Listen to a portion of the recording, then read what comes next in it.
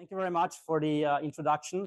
I have spent most of my time in academia indeed, and as Herbert has already alluded to, I will not be talking much about my latest research, but more about my experience in the industry. And the reason or the genesis for the talk really was that over time, people at conferences approached me and they were saying, hey, you know, I have this kind of interest in industry. Maybe I want to do something outside academia. Can you tell me what, you know, how it was at Last Line and what you learned at Last Line? Unfortunately, I didn't get filthy rich, but I thought I can share at least a few experiences that we had at the company. And so maybe, you know, either give you some insights when you want to start your own company, what you might think about, what has worked, what didn't work for us, or maybe it validates your choice of academia and you find out, anyway, I would never want to have anything to do with this. So I did the right thing and stay at the university. All right, so let's dive in. The talk is called The Last Line of Defense, and indeed this comes from the name of the company, which is Last Line. That were actually initially, when we started out, we didn't even have the domain name. Then we got lastline.com, and then people were saying there was this company, another security company around 2010, 11. They were actually hacked, and emails were being leaked, and they were talking about us and said, "Can you believe that they call themselves the Last Line of Defense?" So it was already a weird name right from the start, but we did like it. And so the talk has sort of three parts. First, I want to talk to you a little bit about what we actually did, sort of the product, just so that we have we know what it's all about. Then I will spend more time on. Sorry. Okay, now with my what we actually did, but then want to spend more time on the non-technical part, like how do you actually build a business on top of a product. Because there's a lot of things that we had no idea about and that I thought might be interesting for you guys. So what are the other parts of companies in addition to the classic engineering team? And finally, I'll sort of end with a third part where I summarize some things that I thought went all right, and then many more things that did not work as well as intended, and hopefully then can serve as lessons that you can avoid. All right, so let's jump into it. What did we actually do? Well, we were a security company, and one thing that you will often realize when you jump into industry or visit one of these RSA or other trade shows, there are a lot of security companies out there, thousands literally. And here is the security landscape, and you can see there are a lot of different companies. So where are we, right? So, well, we are in the top left part here in the network and infrastructure security piece. So we were a network security company. But even that is a very big area. And again, many companies in this area as well. So you have to zoom in even further. And we were an actual advanced threat protection company. So our goal was to protect organizations from advanced threats, whatever that exactly is. Typically people trying to break into your network and maybe deploy malware or ransomware. And again, we did it from a network angle. So in this group, as you can see, we were here. And when you look at our mission statements, the last one that we had here was already, you know, the most evolved one, where we said, okay, you know, organizations struggle to see and recognize advanced threats, and we give you the network visibility and detection capabilities to detect those threats before they disrupt your business. And that was still somewhat similar to 2018, where we say, okay, we want to defend organizations against advanced breaches. And our first mission statement, where you say, you can see here, you know, we protect customers by ensuring that the devices execute trustworthy code. You can already see, like, the business people did not connect with this, right? Nobody knew what trustworthy code was and what's the principle that was violated. So you can see those were still the technical hats that we were wearing, and then it was sort of getting more and more business-oriented as sort of time progressed. But we were a network security company, and we put devices into our customers' networks, enterprise networks, typically behind the firewall, and the goal was to find bad stuff that gets into your network or identify already infected devices that might try to communicate out to some kind of command and control infrastructure, or that might try to leak data.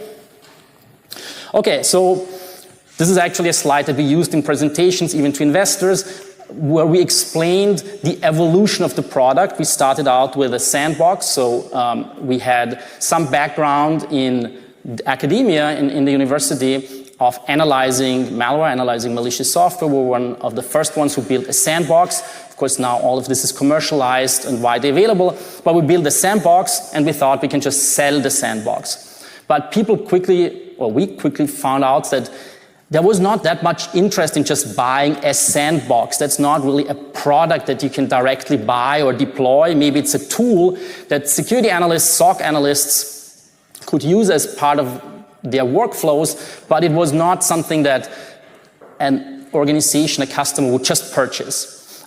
This was also the time, if people remember, there was a company called FireEye that was basically selling advanced threat protection based on sandboxing as well, and we sort of followed their lead a little bit by saying, okay, we need more than just a sandbox. We have to wrap it into a true network perimeter security solution that can look at network traffic, that can, apply signatures to that network traffic, can find programs that might be downloaded and then analyze them in the sandbox, or look at command and control traffic.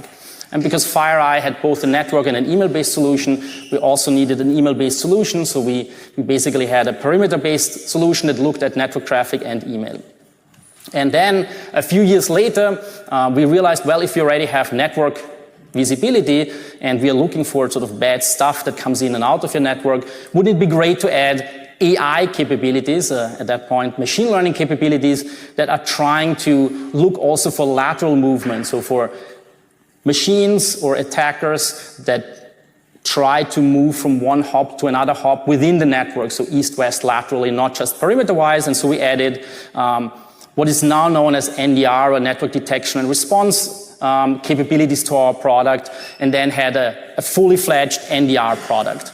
And then around 2020, when we were being acquired, we did look at cloud security as well, but didn't make a lot of inroads there. So what we really had was an NDR solution that was powered by a sandbox, signature-based analysis, sort of IDS, and some machine learning AI-based solution to find unexpected lateral movement, not just based on signatures. So that was the product, and here you see a little bit the lifetime from 2011 until 2020. You can see we took some rounds of financing, and I just added on the left side a picture that was taken in 2009 at the Security and Privacy Conference when it was still in Oakland. So that was the Claremont Resort, and maybe you see some folks. Giovanni is there, Engin is there, my co-founders. You might even see Torsten Holtz was in that picture as well. So we were doing a lot of malware research at the time. There was a system at the university that was called Anubis that was publicly available, where we were analyzing files and malware that people were submitting us to the university.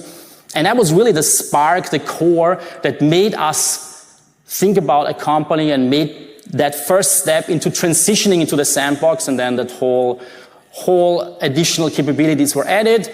And in 2020, we were acquired by VMware, and then the goal was to take our capabilities, these sort of threat detection capabilities, and embed it into the VMware firewall, which is called the NSX distributed firewall. So that's sort of like, the centerpiece of last line, with the beginning at the university and then the end after the acquisition at VMware.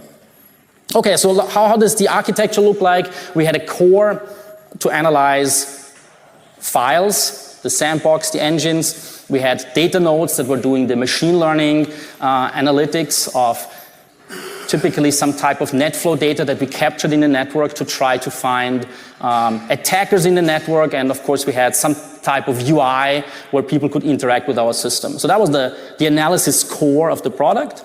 And then it had things that were pushing data into this analysis core that could be network sensors at the perimeter or inside the network, could be email sensors, we had cloud sensors. So different ways of looking at data, collecting data, pushing a lot of this data into the analysis core, and in this analysis core doing detections. And once you find bad stuff, you want to push it to security analysts. They typically would use SIEM systems, and then you can use maybe some of your capabilities to maybe even block traffic. But most of our customers used us in non-blocking mode, where they were just collecting some alerts. And what I liked about this sort of flexible architecture with these different components, we actually offered two ways of deploying our system. One was where the entire system, as you see it here, was on premises, so at the customer network, all the components. But we also had the capability to just deploy the sensors at the customer network and run that analysis core in our backend in the cloud as a hosted SaaS service. And again, this is very common now, but in 2011, 2012, that was not as common, and that was actually one of the things that worked quite nicely because we had these different components that we could deploy very flexibly. It was a fairly flexible architecture. All right, so with sort of the product in mind, let me just tell you a little bit about how big we were in sort of deployments at the time of the acquisition. So you can see here the number of customers. We had about 400 customers. 300 of those were on premises. So you can see, even though we had a cloud-based solution, many customers are still somewhat sensitive to their data leaking to some other vendor. And so they wanted everything on premise. And you can also see that we had a few customers that just bought the sandbox to analyze files. Most customers had the solution that was actually at the perimeter looking at network traffic, like the traditional, hey, we put this behind the firewall to see bad stuff coming in and out. And then as we started to roll out our sort of most advanced NDR solutions, some customers started to sign up, and so that was a good number of about 100 something here, 114. So about 400 customers, and you can see here the network sensors that were deployed.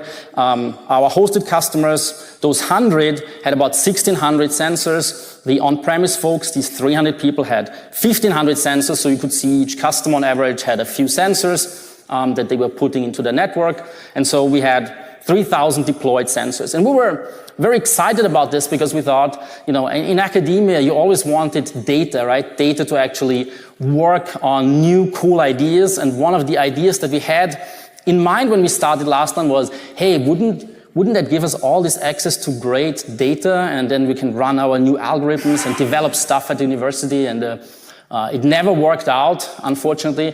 The two main reasons were intellectual property issues, so you couldn't just switch easily between company and the university. And the other problem was that our engineering team at the company was very focused on delivering features, and it was about making money, essentially, and they felt sometimes distracted when the university people came and wanted to see their data. So even though we were actually university founders, it was still very hard to use last time as a platform for research, which was sad, but it was essentially the reality. So keep it in mind if you want to do a company to actually make your research easier. It's not as easy as you might think. But we had a lot of good access to data. As I said, thousands of network sensors, and we analyzed some good amount of network traffic. We had through these sensors 40 gigabit per second flows. You can see here over a month what we saw in our hosted environment. Hundreds of millions of flows every 30 minutes. You can see this is a month, so you see the peaks, the daily peaks over the weekdays, and then goes down during the weekend and goes back up during the day, the next work day. So good amount of traffic that we're seeing in those networks. And as you can imagine, these were enterprise networks, so a lot of is TLS or HTTP traffic. TLS actually is covered as about 60% here, then some HTTP and some other protocols. But most of the time you saw web traffic or encrypted web traffic, which again makes it sometimes harder to do deep content inspection or deep packet inspection if it's encrypted. But in any way, you needed to have very good support for threats that were delivered by web traffic, because that was most of the traffic that you would see. What types of things did we detect? It was actually interesting. So we had an IDS. We used Suricata with our own curated signature base. We saw a lot of alerts, right? People always say those systems are quite noisy. They might overload SOC analysts, and it is true. They are very noisy, right? In the whole infrastructure, we saw 70,000 alerts every day. From 400 customers, okay, so you have to divide it, and some customers saw much more, others saw almost nothing, but there's a lot of activity going on. Of course, a lot of this activity is low-grade and not very interesting, right? It's like some scan traffic or people just launching random exploits against your services. Now, of course, we picked all of this up, and we would also alert on it, but it was definitely an alert that was not something that a SOC would immediately need to react to. And then you had the ones that are more interesting, like command and control or malware distribution, where there was truly maybe an infected machine in the network that connects out, or you see malware being downloaded or uploaded, however you want to see it, into the infrastructure itself. So that is something that is very relevant, obviously. If you look at the severity, as you see, only 3% of the alerts would be considered high severity during this day. But if you have 100,000 alerts and 3% is still hundreds or maybe even 1,000 alerts that we deemed relevant every day in those 400 customers. And here I just show you some exploits or sort of frequent detections at that time, 2020, and you can see, okay, it's also covered a little bit. There's some scan traffic on top, and as you can see here, Nessus scans or suspicious WordPress URLs or some HTTP basic auth, which is more of this sort of low-grade warnings that might or might not be interesting for a security center, right? They might say, yeah, okay, well, maybe there's a machine that uses some basic HTTP authentication. Yeah, it's interesting, it's an informational alert, but doesn't even mean that there's an infection. So just sort of to keep in mind, those systems are fairly noisy, and what your customers will demand is that you really just show them the things that matter, because otherwise they will very quickly lose confidence or interest in your system. So you really have to focus on what matters and just show them a smaller subset of highly relevant alerts. Okay, and finally, we analyzed a lot of artifacts, files. So as I said, we had an email and a network sensor. You can see here some millions of emails that came in and some millions of files actually. And you can see the different stages of our analysis pipeline. We did not just have a sandbox. Of course, we had some files that were whitelisted or didn't have types that we could analyze, or we had some static analysis very quickly on files that tried to throw away things that are definitely bad or definitely good and try to protect our costly sandbox analysis from a flood of files. Of course, the ones that were on-premise, the files we didn't get, that was the whole idea. The customer would analyze them on-premises. We just got telemetry. But the hosted infrastructure, we actually did get the files. And so you can see here that in the end, we ran about 1 million files a day of sandbox analysis of files that our hosted customers would get into their network. And in addition to the files that we got from our own customers, we were also used in the backend as a sandbox provider for other security solutions, other network security vendors that were using our backend as a sort of a separate business stream. And those guys were sending us about 2 million files a day. So we ran 3 million file analyses every day. So a fairly, good amount of visibility into what's going on.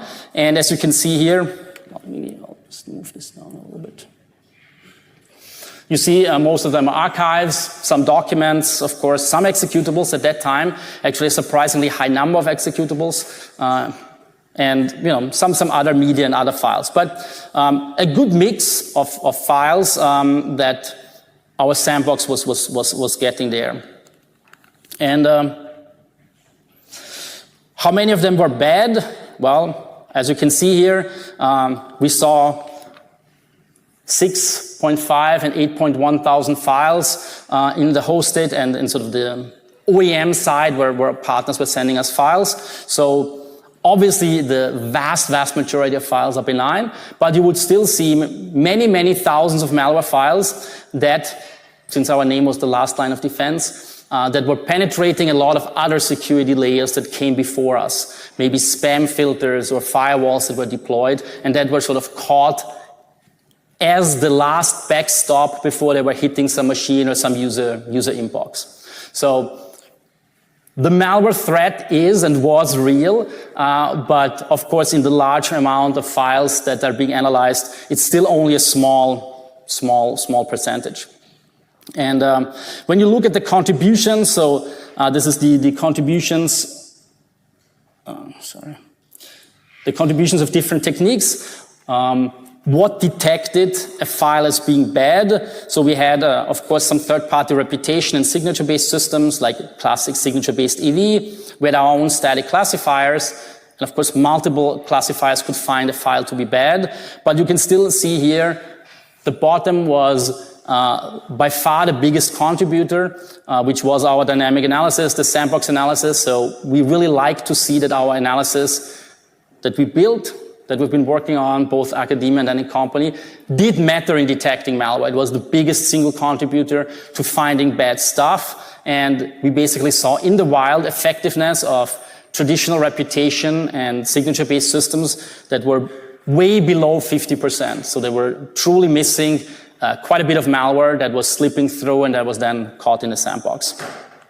So that was nice, interesting. We were very happy about this. And in fact, okay, this is the last brag slide that I show you. There were independent tests that were looking at the effectiveness of malware detection systems.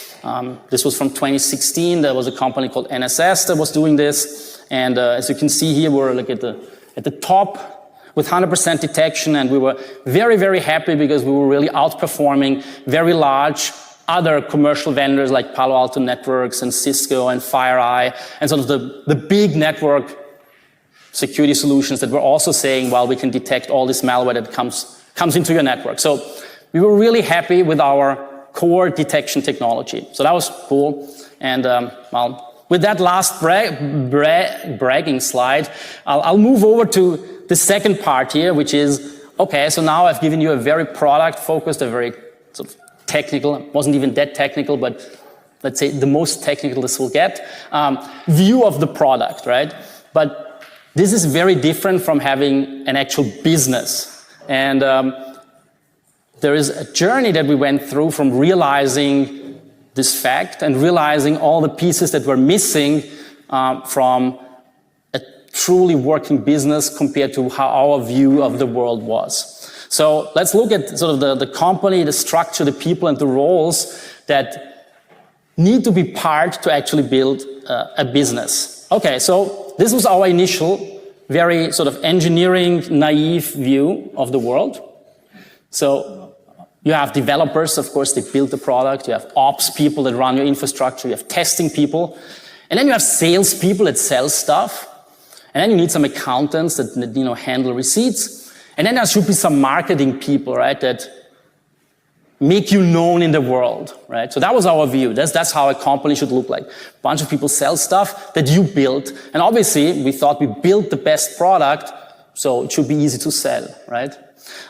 Obviously, none of this happens, right? And I mean, people know, right, that best product doesn't always win. But it was just very, very interesting to me to see how complex that blue sales box really is and what components it has that we were just not aware of at all, right? And so let's dive into this. So what you normally would want is you need some type of go-to-market strategy, right? You cannot just like have a bunch of salespeople that sell things. Like, to whom are you selling? So what's your target customers? How do you reach them, right? Why do you think your product is a good fit for those target customers? Who in that target customer is your buyer, right? Because, okay, let's say you sell to an enterprise that has 10,000 people. Like, who's going to buy your product among those 10,000 employees? Who even has authority and budget, right? So you need to somehow determine who you want to sell to and then find angles to reach them. And our goal has always been to sell to enterprise customers, right? Let me make this smaller. So we were not selling to end users, obviously. We didn't sell AV to end users. But we also tried not to sell to small customers that had very little maturity, because we were a product that was in addition to existing layers, so you needed a certain level of sophistication. So we thought, okay, at least 1,000 people or employees, and those are the ones that we want to reach through our direct sales force. So we want to basically reach them through either our salespeople or partners that have relationships with these large customers, and then sell them the full product. We had a second strand that was going to deliver a part of our value proposition, just sort of the file analysis, the sandbox capabilities, through other security vendors, where we were basically their OEM provider of the sandbox and added that feature to another security solution as a white label, as a component that they would sell. We don't see any of those security vendors' customers, but they would give us some money if they were able to sell the sandbox to their customers, right? So that was like two strands. One is direct selling to large enterprises. We wanted to do that. And then for other, maybe smaller customers, we could sell into a UTM box like Barracuda or WatchGuard, and they use us as powering a feature on their firewall. And that would be that OEM part, and you see UTM, and that's sort of the unified threat management boxes and some next-gen firewall vendors that were using some of our technology in their products and then paying us for it. All right, so now you know who you want to sell to, and we want to sell to the large customers. And how do we try to reach them? Well, we have salespeople ourselves, and we try to go through VARs, which is a value-added resellers. So these are other companies that have a broad portfolio of products from different companies that they offer to their own customers that they have relationships with. They basically introduce us to the customers, and then we go together and try to sell it. So that's a VAR, a value-added reseller. Okay, and then, as I said, the second leg of our GTM strategy was to serve as an OEM provider of detection technology to other security vendors.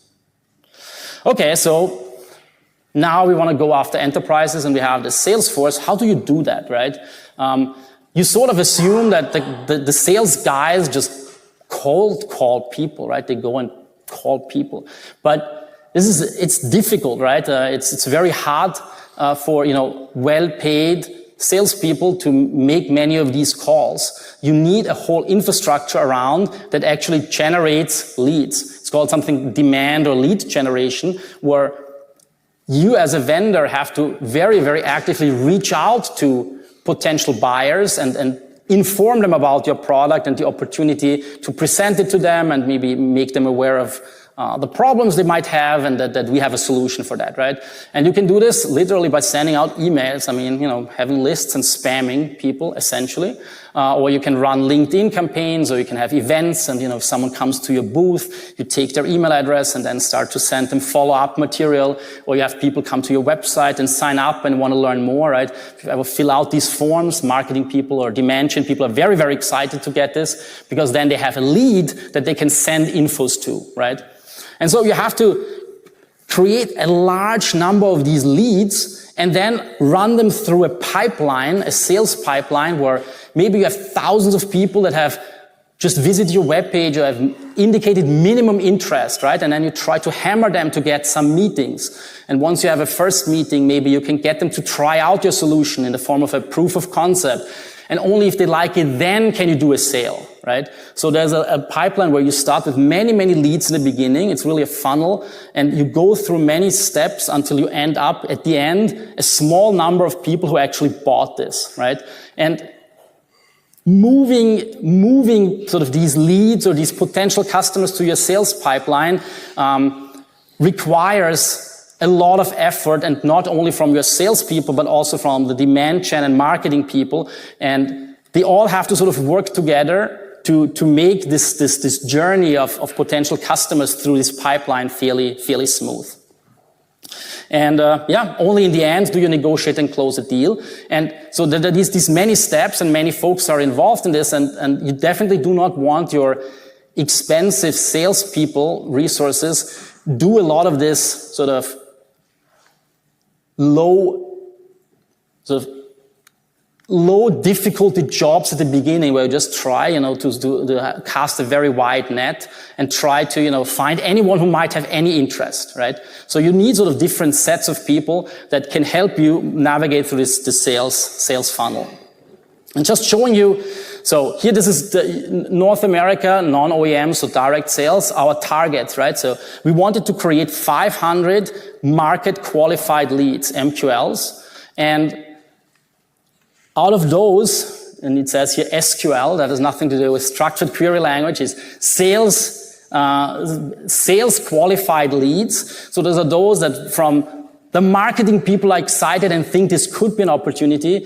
to something that a salesperson has actually talked to a potential customer and there's at least a shred of interest, right? So that would be a sales qualified lead. And you can see our target was 40 sales qualified leads and 20 of them driven by marketing out of these 500, right? So you can see our conversion rate that we planned and thought was good is 4%. And so you can imagine how many touch points your marketing team or your demand gen team needs to make so that they get a small number of potential customers that your salespeople even consider worth talking to, right? So that is a huge drop, and from 500 to 20, and then you have sort of an additional 20 that you want your sales team to create, right? So it's not just marketing coming up with these leads, you also want your salespeople to maybe tap into relationships with these VARs, these resellers. They might want to, call people that they know from the past, use their own network, right? And so they should add another 20. And so you should have 20 SQLs that come out of marketing, 20 SQLs that come out of your Salesforce itself, and then you want to win out of those 48. So that's another drop, right? From 100 to 20% down.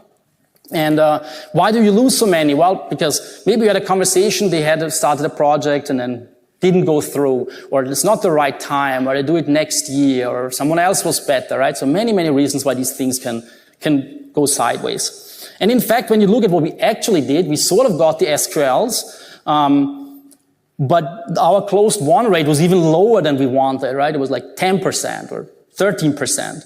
And so that was like a continuous struggle, right? Like a continuous struggle every month, hundreds and hundreds of leads and dozens of meetings, and then you sell like 5 things, right? So it's a lot of work. So how do you get these people to do it? Well, let's focus on the sales reps. Well, there's the saying, and they tell it themselves, that salespeople are coin-operated, right? So you have to find the right incentive structure to make it worth their while to actually sell product. And the way to do this is they have a large part of what is called variable compensation, right? So they get a base salary and then they have a commission. And the more they sell, the more they get in commission. And, well, how do you give them commission? Like, percentage of what they sold? No, so typically this is done by assigning a quota, a target, and say, you should sell 1 million of product this year, and if you sold 50% of that, you get 50% of your variable commission, or maybe 30% of your variable commission, and you can sort of curve it and say, as initially maybe you don't get the fraction, so it's maybe you sell 50%, but you only get 30% of your commission, then you reach 100%, you get 100%, and then accelerators kick in, and if you sell 150% of your quota, we give you 200% of your commission, right? So you can play around with these compensation plans and how to set the quota and how much do you accelerate their payments of commissions. And this is like extremely important. These sales comp plans, if you don't get them right, people are not incentivized, or they start to be, not as motivated, or they start to try to take deals away from each other because it's typically assigned to a territory. So you have this person that is in Europe, in country A, or in the US, west coast of the US. But then you're selling to a multinational company. So where is it? Like, I start to talk to Siemens in the US, but unfortunately later it turns out that the guy who has the procurement authority is in Munich, in Germany. So does the German sales guy get the money, or the US sales guy? Well, the sales guy in the US started, but now it's the German guy's territory. So do you double comp them, or do you only comp one person, right? So lots of complexity in selecting a good structure so that it's clear who gets the money when, and if you sell a lot, you get a lot of money. Then it's very excited, right? And you have a very excited sales force. But there's always friction, and initially we had no idea about these sales plans and how to even set it. All right, so that's what you do with the sales force. And so this blue box already got a little more complicated, right? So you have your sales reps, you have sales engineers, technical people that support your non-technical salespeople. You have SDRs, or sales development reps, that might be early in this stage where they just are, the people on the phone that check like very basic things about the customer. Is it even worth handing it to a costly salesperson? And you have the whole marketing team that is doing demand generation of running these email campaigns and events and stuff like that, right? And only a part of marketing is corporate comms, which are the people, corporate communications, that do advertising or that send out information to analysts or try to get your brand known. Okay? So complex sales process. The other part that we completely underestimated is who decides what to build. Like, obviously the engineering team, right? It's like, hey, we're the engineers, we know what's going on. Well, that's not really what happens and what should happen, because if you let the engineers build stuff, they go off and build all kind of random stuff they find is cool, right? It's like, yeah, let's build this, or hey, this customer asked we should build this feature, I can build it, and they build it. Then it turns out nobody needed this feature except this one customer, but now you have maintenance of this feature forever, right? You just released it. So who decides what to build? Well, someone needs to talk to the customer to understand their feedback. Someone needs to look at competitors to understand what the competitors did. And of course, you need your own innovation, right, from your own research and development teams.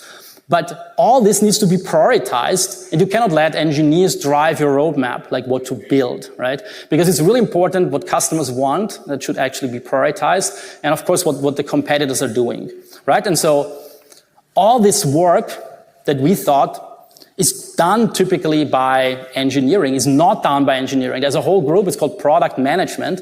And so if you have product management, that is the interface between the business side, the salespeople, the customers, and your engineering team. And so, they basically get info from customers and the salespeople that tell you, yeah, we sold this, or we tried to sell it, but FireEye has all these features, why don't we have these features, right? And your engineering team telling you, hey, but we need to build this because it's cool and we can detect more. But we only have such a limited amount of resources and time, so someone needs to prioritize and say, no, this month or this quarter we build X, because it gives us the most chance to actually be successful. And someone also needs to represent this cool stuff that is being built to customers and analysts and partners. You have to build collateral, you have to build presentations, you have to build training material to take all what the engineers have built and push it into the rest of the organization. And the engineers are not the best folks to do that, right? So they don't want that, they want to build stuff. We thought we could do it with the engineering team, but you can't, so you really need product management, and you need sales enablement, and you need product marketing. So it's between marketing, sales, and this product management, you have all these organizations that understand what we should build collateral documentation about it, and then enable the salespeople and push it out to our partners and our own force to explain them what we did and how they should actually represent it to the customers, right? So that is this whole other part. So you now see marketing is now product marketing, demand gen, and corporate comms. You have sales enablement is typically part of sales, and now you have an extra piece, product management, that it's its own part of the company.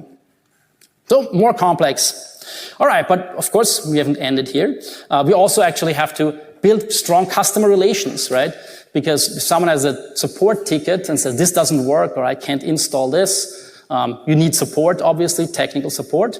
And even more so, you need customer success that makes sure the customers are happy and using your product and getting value out of it, because otherwise they're not going to renew. So you don't wait for them to say it didn't work. You want to actively reach out to them and say, hey, do you like our stuff? Is it cool? Can we help you? Have you seen this new feature?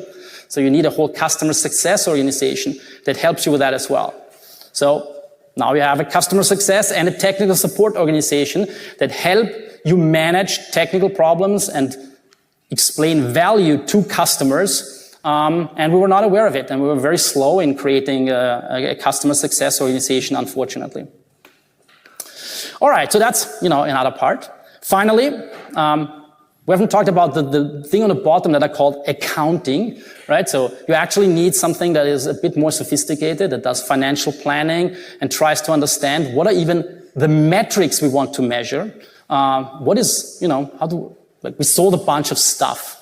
That's bookings, right? But did we make money? Was it profitable? Or what about recurring revenue? What's about the difference between revenue and bookings, right? So there's a lot of stuff that the finance organization should do.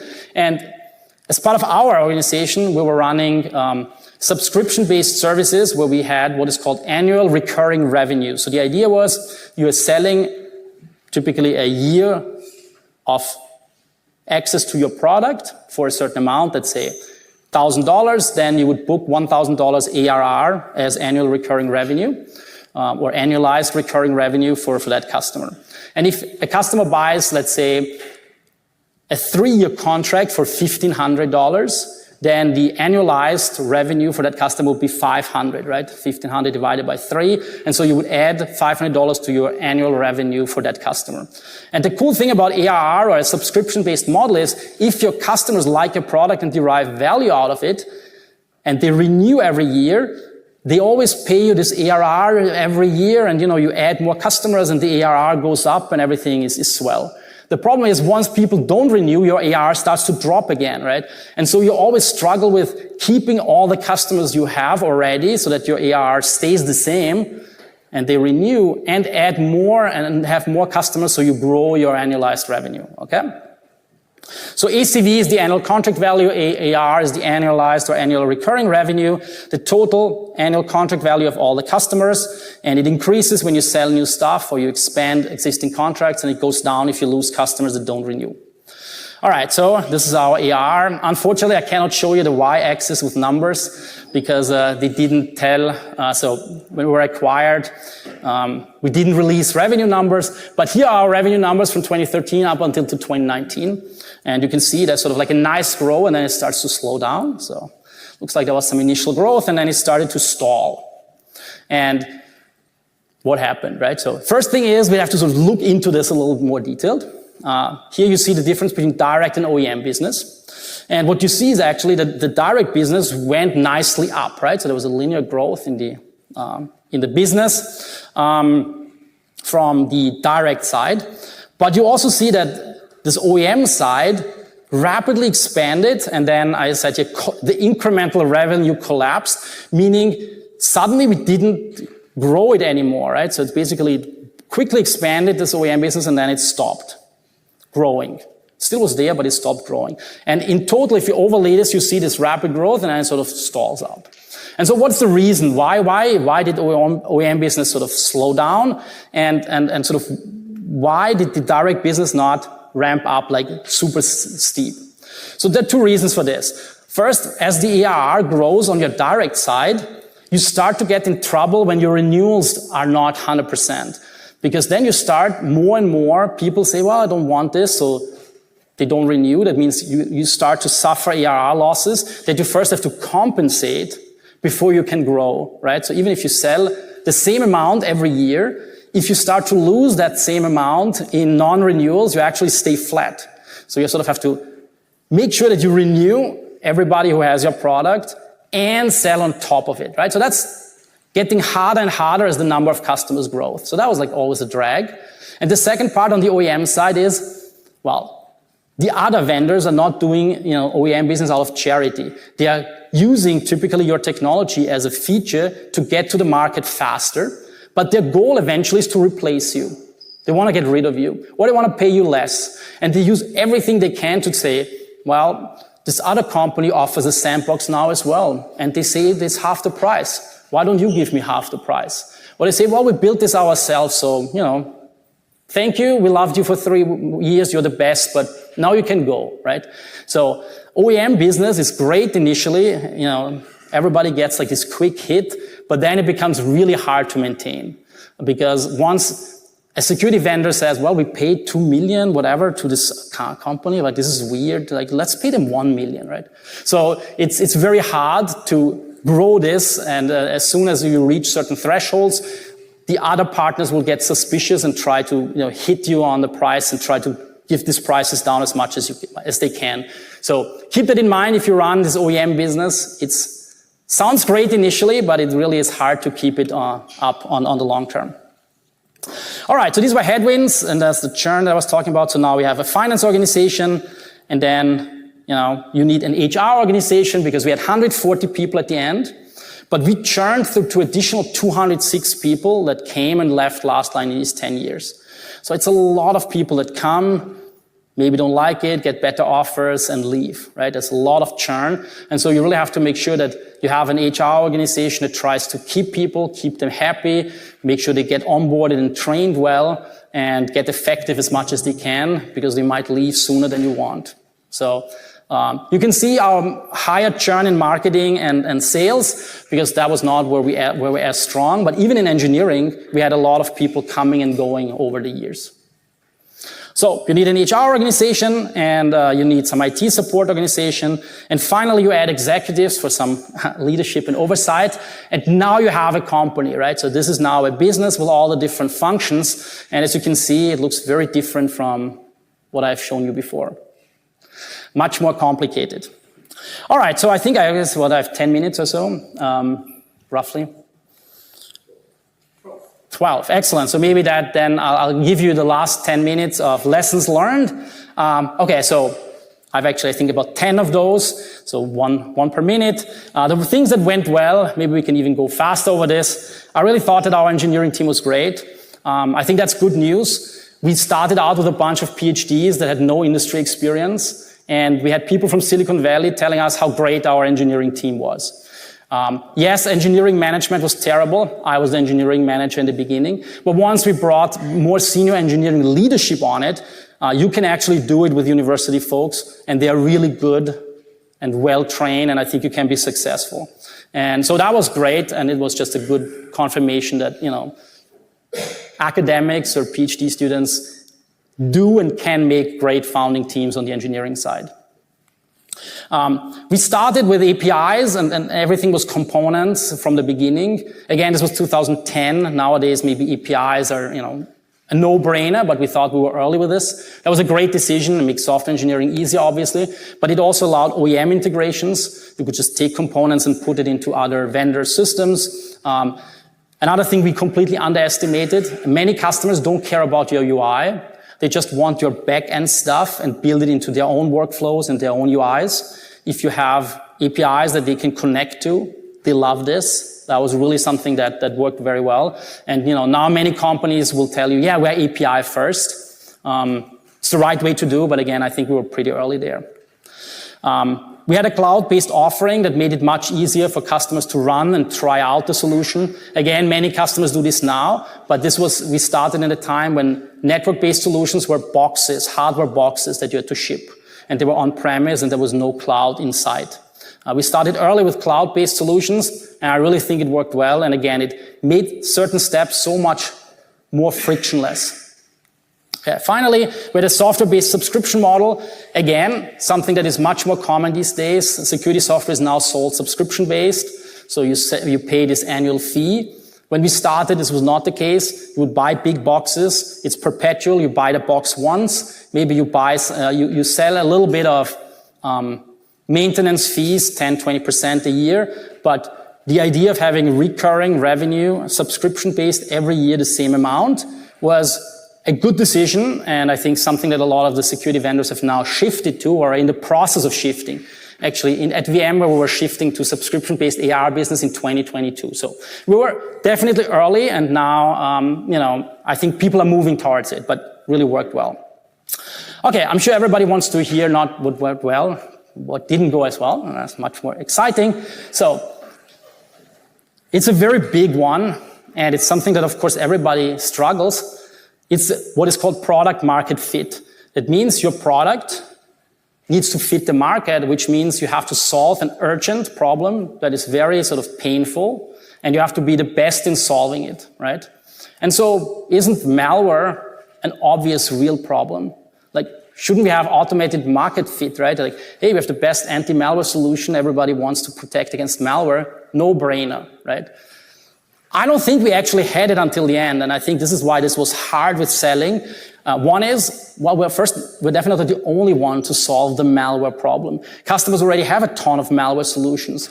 So is it really their most important problem? Is it a unique problem? No, it already exists and they have solutions. So why would they buy our stuff? Well, we're better. But are we better? How do you demonstrate this, right? So you run a POC, we detect 30 things, the other guys detect 70 things. Well, 65 of them were false positives, but how would the customer know, right? Then you have to explain, well, this is a false positive. But the other guys are also explaining. They say, well, we detected more than you guys.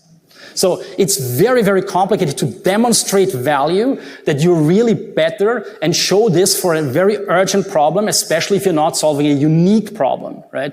It's much easier if you're the only one to solve this problem, it's urgent, it's painful, yes, they will get you in. But if not, and remember, thousands of security companies, it's much harder to rise above the noise and really show that you are better, you can demonstrate it, you solve this huge problem now, okay, then it's easy to sell. Otherwise, there's a slog, and I think we were in that slog. Okay, we had a lack of product focus already. I was mentioning this right in the beginning. Engineering was driving the roadmap. We were building everything. Someone was saying, hey, I want this. We built it. We started lots of trial balloons. Lots of stuff was built. And lots of things accumulated over time that were not used or that were just used in niches. So you really have to say no very aggressively from the start.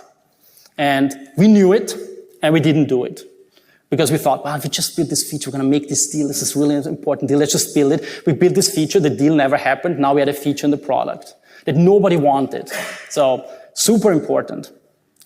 And you have to invest into user experience, make it easy, make it clear the value you provide. But all these extra features, super advanced features, but they were hidden in some menus, like, the Windows thing, like click advanced, advanced to, click on this. Nobody knew it was there, so nobody was using it, so it was as good as if it wasn't even existing, right?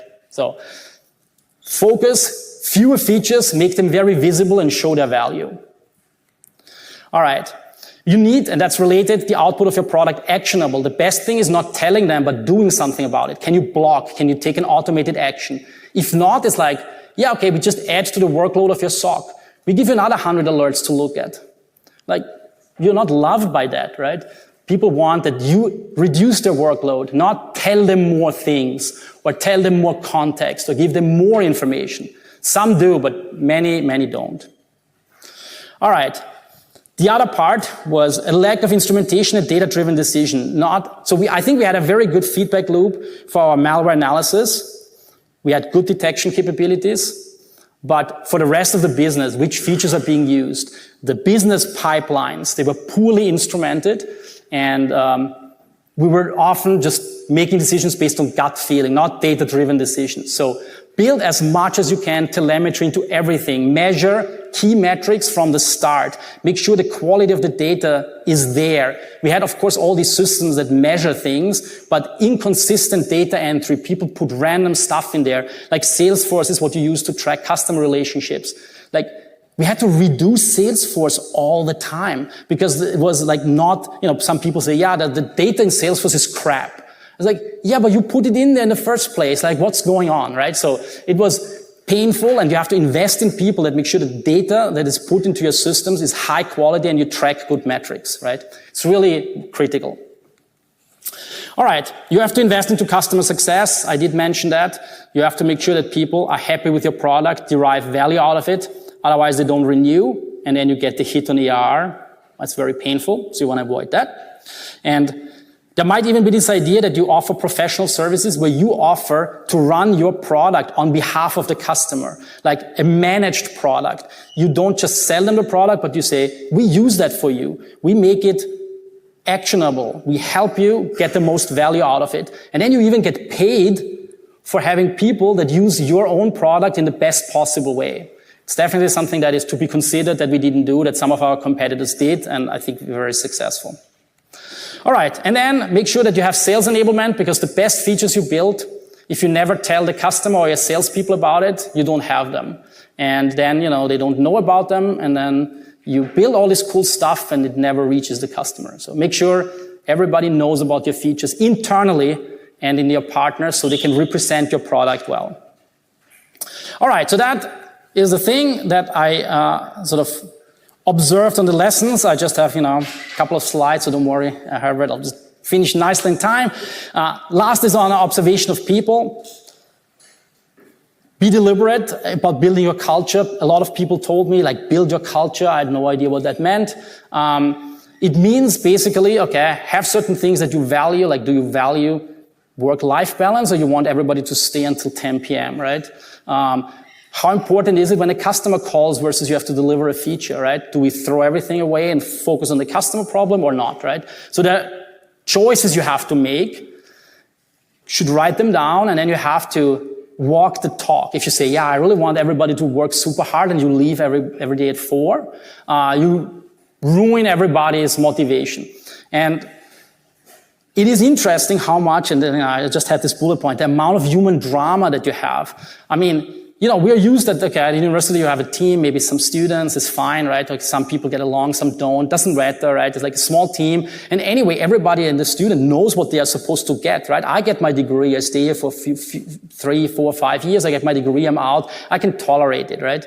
But at the company, people are much less forgiving. They want to work in an environment where it's great, and, we're successful and the values are clear, and if not, they get very grumpy very quickly, and maybe even deservedly so. But it's really something that you have to deal with a lot. That was very surprising. All right, so that's lessons and observations. Let me just close with this slide. So we did exit.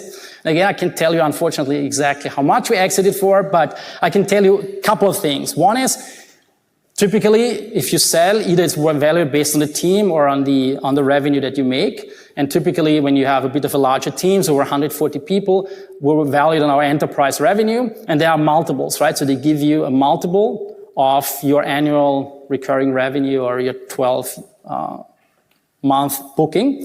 And the average over the 2010 to 2019 period was 4.1, between 3 and 5 or 6. And, well, we got 5.5 multiple. So, cool, average. But we're very happy about this first. I mean, it was a 10-year journey. But also, if you look at this, so few companies actually get acquired, right? So you start, and there's a tiny amount that actually does get acquired. And so the fact that we were hitting that average was after, being actually acquired. And, we were at VMware. I mean, I'm still at VMware. I'm not at VMware because now it's Broadcom. Broadcom acquired VMware, so it was actually interesting to now go through a second acquisition at a much bigger scale. But we've integrated our stuff into the product, and many of the engineers from last time are still around, and it's going well. We're happy, I think it was an interesting experience. Hopefully, it was somewhat insightful, and you learned a little bit about what to expect. And let me know if you have questions, and afterwards I'm around.